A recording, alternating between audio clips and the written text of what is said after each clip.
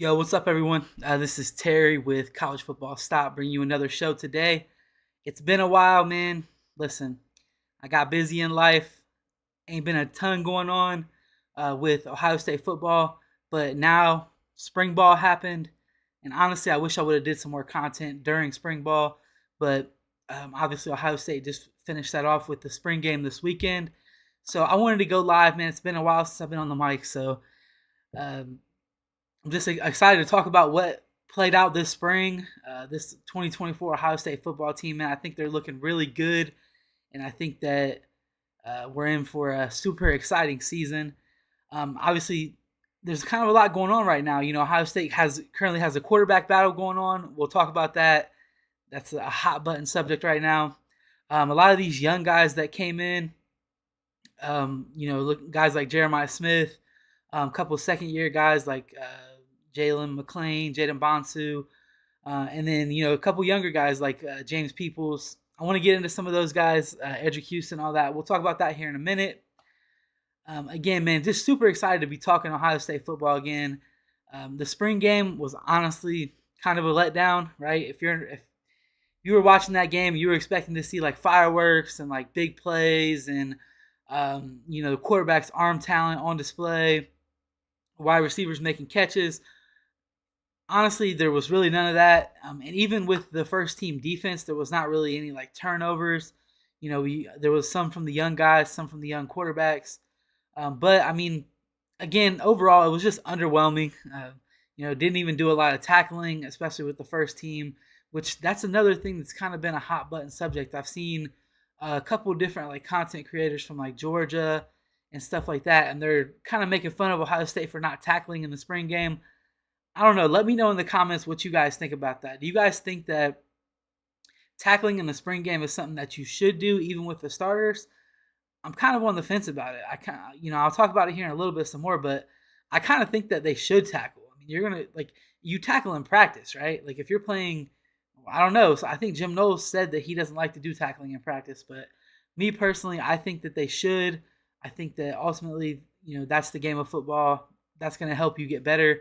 And I don't necessarily know that the risk of injury goes up that much, especially if you're taking care of your teammates. You're not out there trying to go at somebody's knees or something like that. But I don't know. Like I said, let me know in the comments what you guys think. So let's go ahead and get into some of this. I'm going to start with the quarterback battle. This is the thing that everybody wants to talk about, the thing that everybody likes. So, or I don't know. It's just this quarterback battle is very similar to last year's battle, except for the fact that Will Howard has a ton of experience coming into it. Now, word that I've got from not me specifically, but word that I've heard from the entire spring was that Devin Brown was the best quarterback on the team.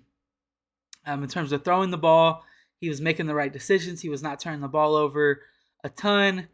And even when like the beat went into practices, they kind of reflected that by saying Devin Brown's been repping with the ones. He's been the first quarterback to go in all the lines, all the drills, all that stuff. And then come the spring game, Ryan Day surprises everybody, and Will Howard is the first quarterback to go out there. Will Howard gets 2 series with the ones. Devin Brown only gets 1.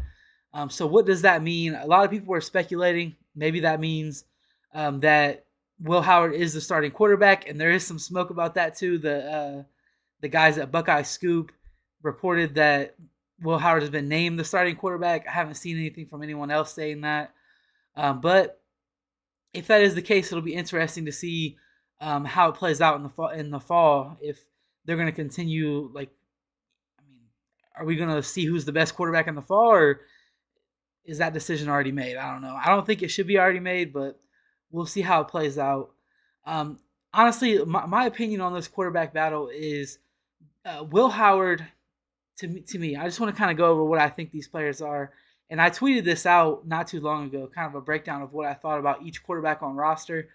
Um, the first thing that I want to talk about, like I said, with Will Howard, some of the good things that he does, and these are things that are honestly they are super important when it comes to quarterback play. He basically does every single thing that Kyle McCord did wrong. He does it right, And when I say that, I mean Will Howard is, he has like some shit to him. He gets hype on the field. He is a leader. And in terms of like maneuvering the pocket, Will Howard is very, very good at that. And I think that comes natural with playing so much with a team like Kansas State, who the offensive line was not phenomenal. So obviously he was having to move around the pocket and make some plays there. That is a strength of his. And honestly, I mean, I don't think that it needs to be done too much, but let me rephrase that. When you're at Ohio State and your offensive line is good, because they were good last year, I don't care what anyone tells you, the offensive line was really good. You don't have to move around a ton because the offensive line is going to do their job most of the time. But it is nice to have that ability when it does happen, because Kyle McCord did not have that, and he made the offensive line kind of look bad in a lot of situations last year. So I don't know, but anyway, where I run into some weaknesses for Will Howard is when it comes to actually throwing the ball on schedule, on time, and accurately.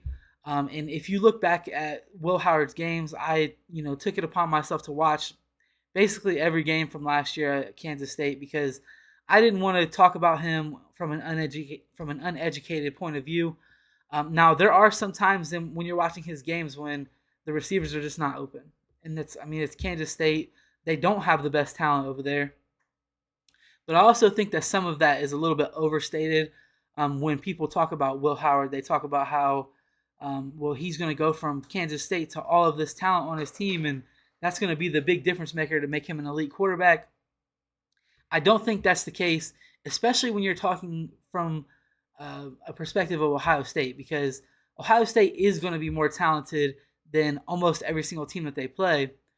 But if you're an Ohio State fan, you're not worried about those games right now. You're not worried about the games where we're significantly more talented than the other team.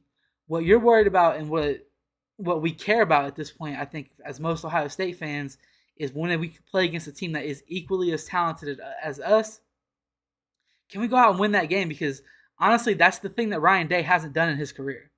Ryan Day has not went out against the teams that were equally as talented and beat them. We beat Clemson, we beat Michigan one time. Should have probably beat Georgia, but couldn't make a field goal. But again, I mean, a loss is a loss, especially, in like a playoff game. It doesn't matter how good you played. If it's your team, you're going to remember all the great plays. But at the end of the day, that game against Georgia was a loss. So, again, that's where I think that Ohio State could get into some trouble with Will Howard if he is going to be the quarterback here.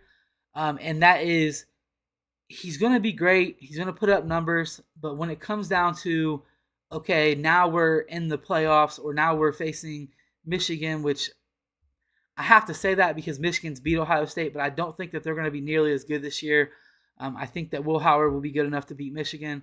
But, once we get into the college football playoffs, we can't pretend like other teams in the country are not going to be talented. When we get in that situation, and, the other team has a freaking Heisman quarterback and a really good defense with NFL players, is Will Howard going to be able to win that game? And that's what I question the most, because in those games, you have to be able to push the ball down the field.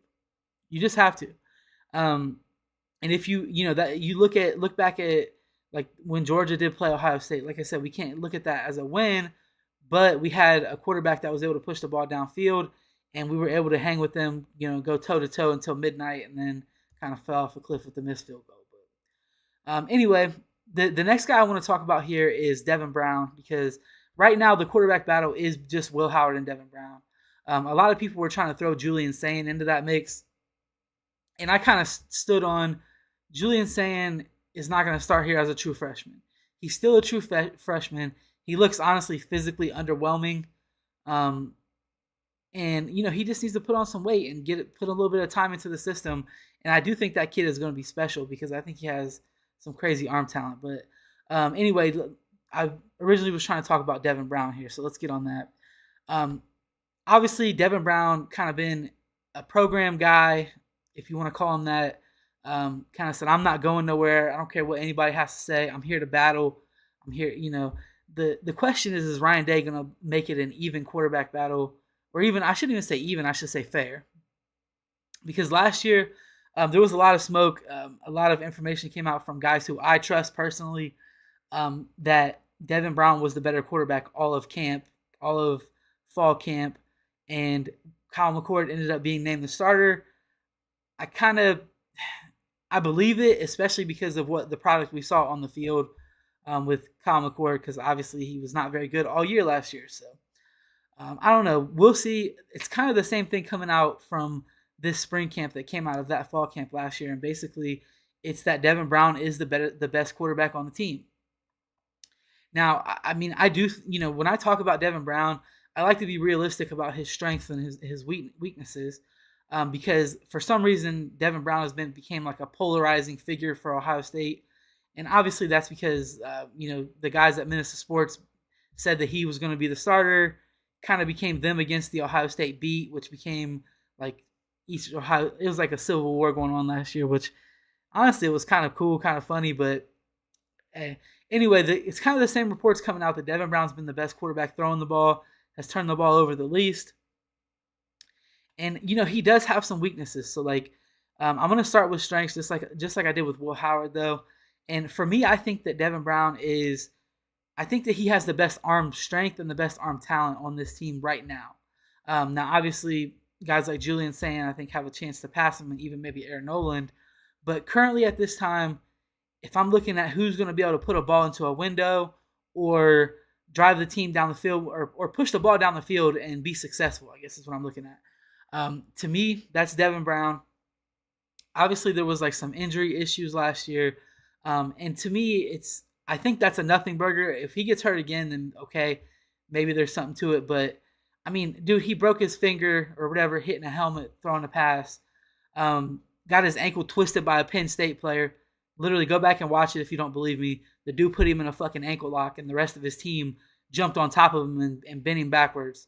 And then his cleat got stuck in the ground against Missouri. That's the only one where you can really say, like, okay, you just hurt yourself and you didn't really do anything crazy. So, anyway, to me, I just think with a guy like Devin Brown who has that moxie and like that kind of just that attitude of like I'm the best, with the arm talent that he has, and him being with Ryan Day for so long, I if he's been the best in spring, there's no reason why he shouldn't be considered as the leader in the quarterback battle right now. I don't know. Like I said, some people were saying that Will Howard was named the starter. I guess we'll find out. Maybe we'll see some NIL packages done or something that might give us an indication. I'm not sure, but anyway, that's the QB battle. It's going to be Devin Brown. It's going to be Will Howard. And actually, real quick, because I want to be fair about this, right? I said I like to be honest about these quarterbacks. And for me, Devin Brown's flaws are that he's like super antsy. And I don't know if that's coming from him not knowing what he's doing or whatever, but I know that in the Missouri game, he did like miss a couple reads and stuff like that. He has a tendency maybe sometimes to bail out of the pocket a little bit too early, when the protection is not broken up. Now, if I'm not mistaken, I also think that those are things that come with in-game reps. That's how you get better at those things. And Ohio State's schedule this year is set up where if you wanted to start Julian Sand this year, I think you wouldn't be an insane person, right? If you have a young freshman who is super talented but very raw, and you start him for those first 4 or 5 games where Ohio State should win easy, and then by that time you expect him to be in the groove of things, that's the same thing with Devin Brown. I mean, the kid he hasn't been in games enough to look calm and look like he's not out there like amped up. But I know that Ryan Day trusts him in game situations because Ryan Day tried Devin Brown out in I believe a tie game against Penn State, who is one of the best teams on Ohio State's schedule.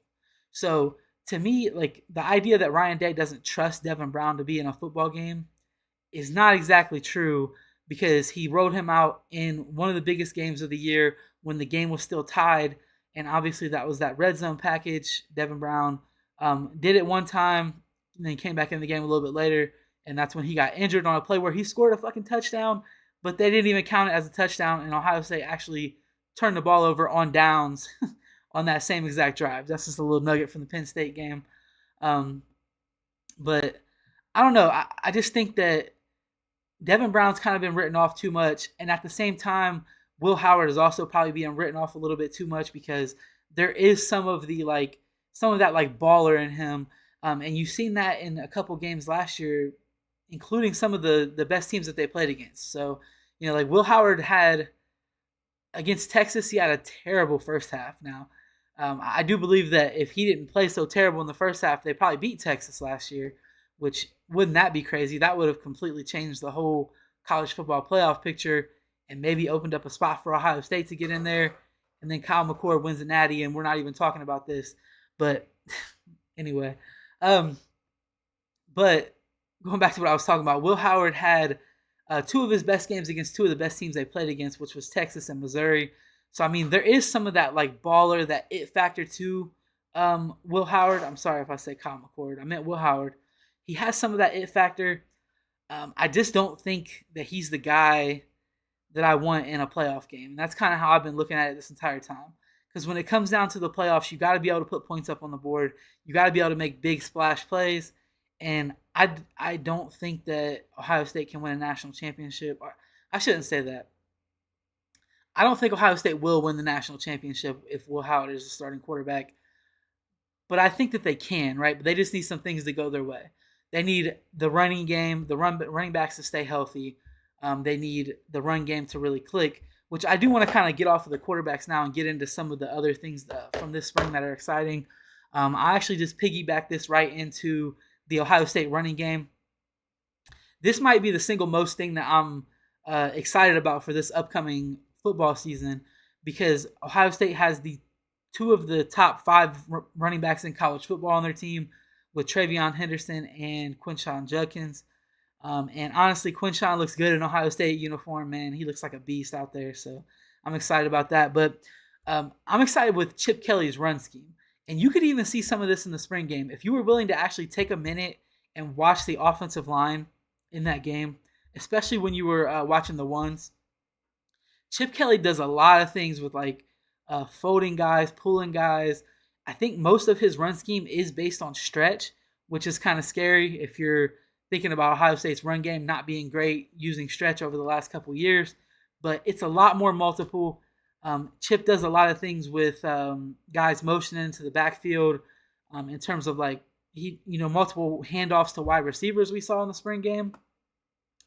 And I don't know, man. I just think the run game is going to be crazy. If you watch the offensive line, they were getting to the second level. They were getting the running back to the second and third level in the spring game. And when you have guys like Quinshon Judkins and TreVeyon Henderson, if they're getting them to the second level, them guys are going to be able to put that damn ball in the end zone, especially with TreVeyon Henderson's explosiveness, and Quinshon Judkins is just a beast at making people miss. And I don't know, man. I'm excited about the run game. I can't wait to see it. Kind of piggybacking off of what I was talking about before. If the run game is able to carry this team, that's how this team can win a national championship, with the run game and the defense. So, excuse me. Hopefully they're as good as I think they're going to be. I do want to kind of mix in and talk about some of the young guys too. And since we're talking about the run game, I want to talk about James Peoples and Sam Williams-Dixon. First, James Peoples looks dynamic. I don't know if anybody's seen in the spring game, but he was making the twos on defense kind of look silly, in the sense of like it would take 3 or 4 of them to tackle him every single time he got the ball, because they were doing some tackle with the second string guys and the young guys. So I don't know, man. I think Ohio State got them one with James Peoples, and it kind of sucks to lose Dallin Hayden. I've always been high on Dallin Hayden's ceiling, and what he could be here at Ohio State, just from what he's done. And he got in a few games, and he honestly was very, very successful. Probably won a game for Ohio State back when you think back to the Maryland game a couple years ago. But losing him, I don't think is going to be a huge deal, considering Ohio State has James Peoples and Sam Williams-Dixon. And with Sam Williams-Dixon, he's a young guy who is actually he's one of my buddies, friends, sons. So cool, kind of from this Columbus area where I'm from. And honestly, when he came here, I didn't know what he was going to be at Ohio State, but I think that he's gonna just be a running back, especially with losing Dallin Hayden. And when they gave him the ball in the spring game, he looked really dynamic. He looks really good running the ball. He's already like kind of college built physically. I think he's like definitely like over 210 pounds. He's a pretty big kid. So I don't know, man. I'm excited about the future of what the run game can be here, especially implementing some more of the QB run, which you saw that in the spring game too, where we're doing like some read option and some RPOs and stuff like that are ultimately just going to help open up the run game. And if you think back to last year, how many times was TreVeyon Henderson one guy away from housing a play? How taking something 50 yards to the crib, right? How often was he one player away, one block away? And I think that with us equating the numbers using the quarterback run, that's going to take that one guy away, make that one guy a half step slower, and you're going to see TreVeyon Henderson have um, probably one of the best years out of everyone in the entire country, because I think it's going to benefit him the most. And then Quinshon Judkins is just going to do what he does, man. I mean, I don't expect him to like lead the country in rushing or yards per attempt or nothing like that, but he's a killer, and I want him on the field, in big games, because he's a guy who shows up in big games. If you look back to his time at Ole Miss, anytime they were playing a good team, he was the one that looked like he belonged out there with that other team. So, yeah, I just can't wait to see this run game. Um, and let's see here, I do want to talk a little bit about the wide receivers here in the spring. Obviously, the biggest one, the one that everybody wants to talk about, is Jeremiah Smith. Um, True freshman, SFE kid. Everyone, was touting him as like the best wide receiver prospect out of high school, and since Julio Jones, whatever. And the kid just came in and started delivering right away. He is constantly posting highlights from Ohio State's practice. I heard that he's been like the most targeted receiver in practice, and honestly, that's just like, I mean, it's unexpected. You have a kid that's that young, and he comes in here with a unit of second year guys, and then older guys like Emeka and Jaden Ballard, and you don't expect him to just fit in right away. But he came in physically ready. He came in mentally ready. And that's one of the things that Brian Hartline compliments him on the most. He's like, I just love the way he lives. And when a coach says that, what they mean is this kid is about business. He's not out here, doing a bunch of stupid shit, getting in trouble. He's focused. He wants to be the best, and it's just shown with him. And I think that the Big Ten and honestly college football is they're in for a rude awakening when they have to go against Jeremiah Smith, because I think he's just that good, and he's going to be here for 3 years, man. So we better enjoy him while we have him, because honestly, like having a wide receiver like him come in right after Marvin Harrison Jr. leaves, we're blessed as Ohio State fans. You don't get back to back generational guys at the same position, and I think that's what we have here with Jeremiah Smith. So I do want to talk a little bit about Emeka Egbuka also, a guy who last year kind of had a down year, not the greatest quarterback play. He got injured, but Emeka, and a lot of people a lot of people talk about how big Emeka got, kind of looked like a linebacker last year. I don't know what was going on with that, man. That was his money year. He was supposed to be off to the league as a first rounder, but just didn't have his best year. But I do expect him to have a huge year this year. Looking at him in this spring and in the spring game, he looks smaller again. He looks dynamic. He looks in real good shape, and made a one-handed catch out there, which obviously people are gonna be like, "Oh, Emeka's back because of that one-handed catch." That's actually not what I look at when I say that. I'm looking at just how he moves. He looks fast again. He looks a little more shifty, where he looked kind of clunky last year. And I mean, I don't know what his weight was, but he looked like he was bulked up a little too big. So I don't know, man. I'm excited about that. And then we have some other guys in the wide receiver room that I can't wait to talk about, but they honestly haven't done too much for me to talk about them. And that's Carnell Tate, Brandon Ennis. At the spring game, Brandon Ennis was in a boot, kind of on a walker. So Ryan Day did say that that's not like a huge deal. He'll be back. He'll be ready for the season. So I personally can't wait to see Brandon Ennis on the field, because I think that he's going to be a big yards after catch guy. And honestly, I think it's going to be a lot like JSN. Um, and when I say that, I mean JSN to me didn't look like he was going to get you a ton of yards after catch, but he did. He would catch the ball, he would make guys miss, and he was deceptively fast. I think that's what you're going to get out of Brandon Ennis. And honestly, I think that might be the same out of Carnell Tate, but he's going to give you a little more go up and get it, especially because he looks like he put on some weight now. Kind of got those long arms. I don't know, man. I'm excited about this wide receiver core. I just hope that they get featured enough this year with the way that the run game is going to be, because I want to see these guys all strive, and this offense could really be unstoppable if we are like 50-50 run and pass and we give these guys chances in the open field. So.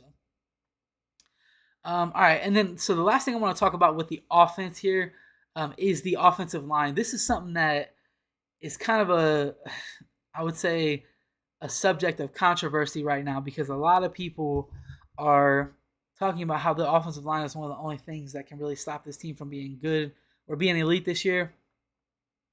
I personally don't subscribe to that. I think the answer to that question is quarterback. That's the only thing that could potentially derail this season for this team. But I think that the offensive line is going to be really good this year. And when obviously they're still trying to work out what they're going to do at right guard and right tackle.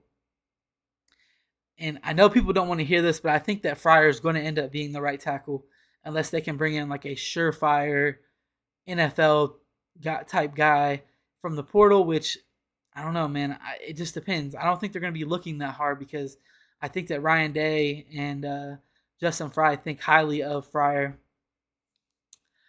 So I don't know. I think that once we figure out right guard, whether that ends up being Tegra or, I think it's between Tegra, Luke Montgomery, and assuming Carson Hinsman doesn't win the center battle, he would also be considered in the right guard competition.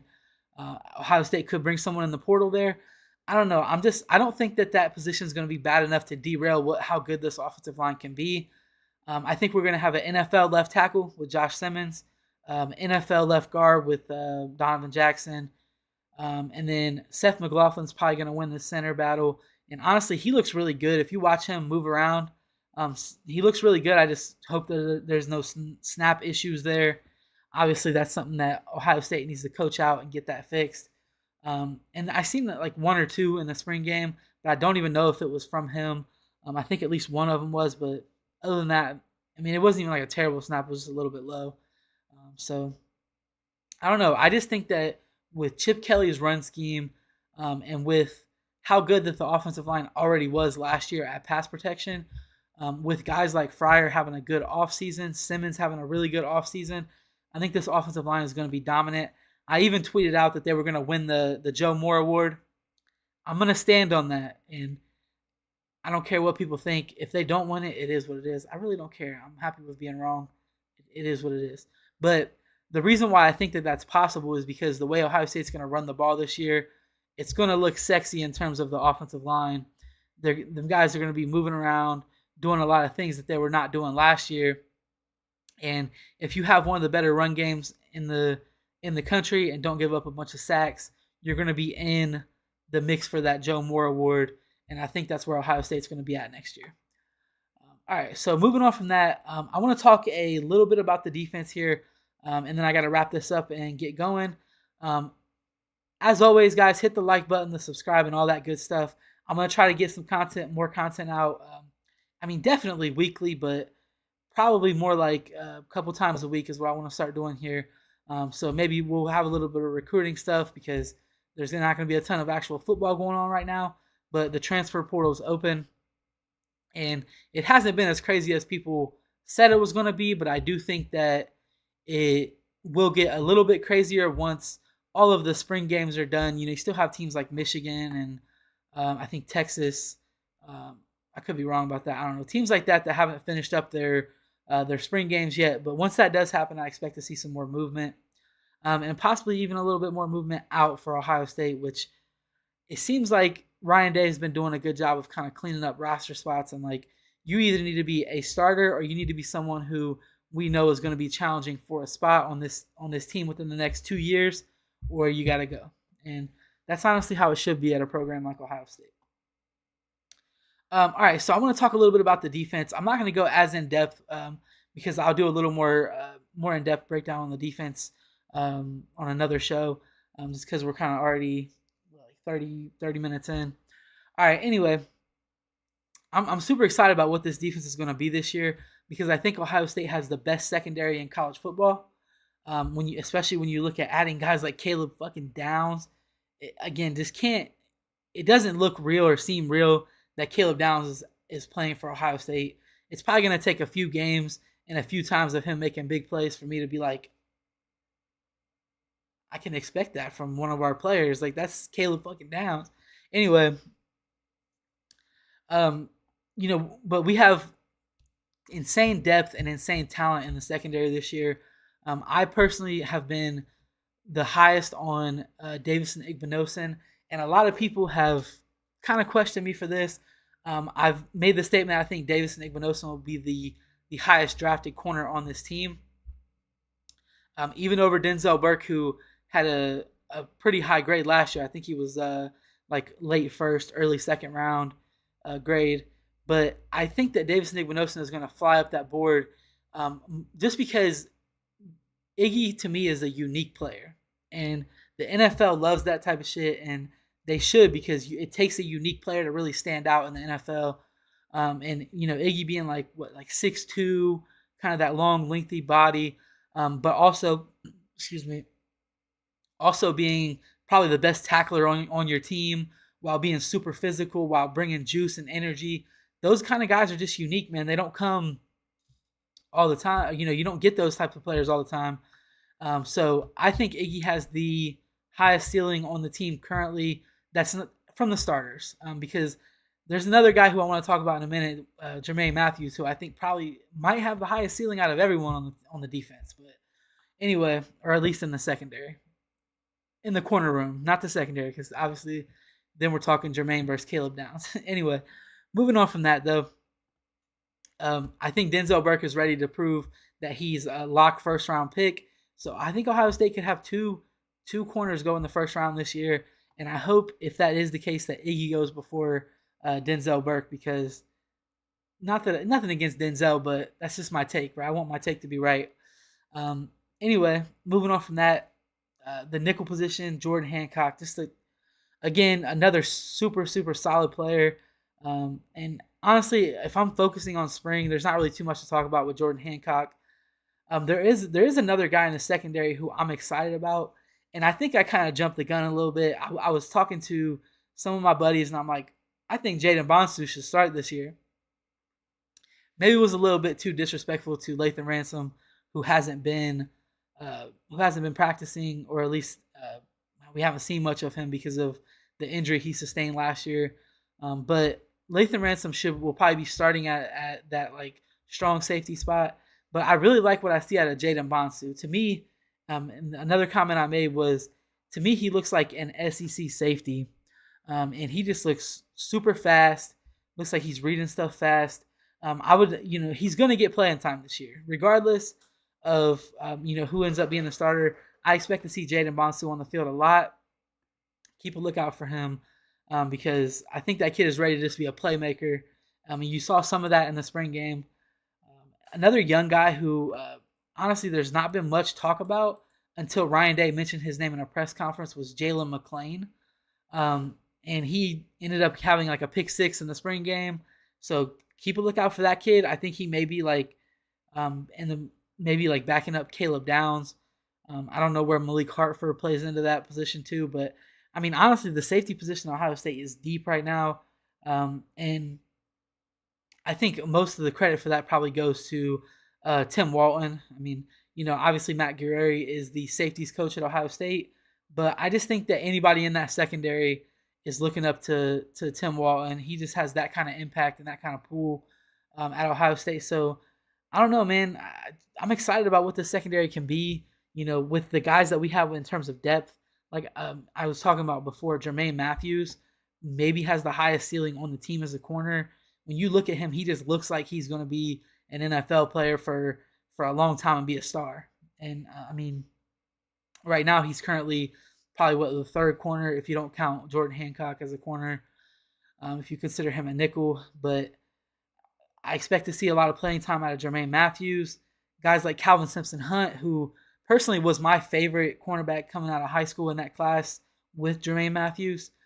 Calvin Simpson Hunt is kind of like that sticky press man specialist. That's what he was in high school. That's what he is now. And there's been some clips coming out of him giving up some catches to Jeremiah Smith, but he was there with him, and that's kind of what his specialty is he's going to be in your hip pocket all the time. I hope a guy like that doesn't leave because he's probably like fourth or fifth right now behind all these guys that have a lot more experience. But just I think the future of this defense is insane. And the last position I want to talk about, I'm not going to get into like the D line and all that good stuff. The last position I want to talk about before we wrap this up for today is the linebacker. So this was obviously the other question mark position coming into the year. And I think that James Laurinaitis has answered that question. Looks like CJ Hicks is ready to play, which, listen, that's a whole nother subject for another day. But people can't tell me that CJ Hicks was not ready to play last year. He didn't just learn how to play linebacker in the last 3 months since Tommy Eichenberg and Steel Chambers left. But he looks like a freak athlete out there. You got Sonny Styles, who's going to be, I'm assuming, rotating in there also. Cody Simon, the veteran, who is also a really good athlete. I'm super excited about that unit. Then you have, when you look at your like fourth and fifth guys, you're looking at Gabe Powers and Arvell Reese. Man, the linebacker unit is stacked for years to come. And I think James Laurinaitis is going to keep it coming. He's already got some good guys in terms of recruiting. So I don't know, man. I'm super excited about what this defense can be. As always, guys, since I'm gonna go ahead and wrap this up. So as always, please hit the like, the subscribe, all that good stuff. Come back for more content. Like I said, I'm gonna start pushing it a little more now. I haven't been lately, but I need to step my shit up and get on top of my game. And because I just enjoy doing this too much to not do it. So, all right, peace out, guys. Thanks for watching. Have a good day and go Bucks.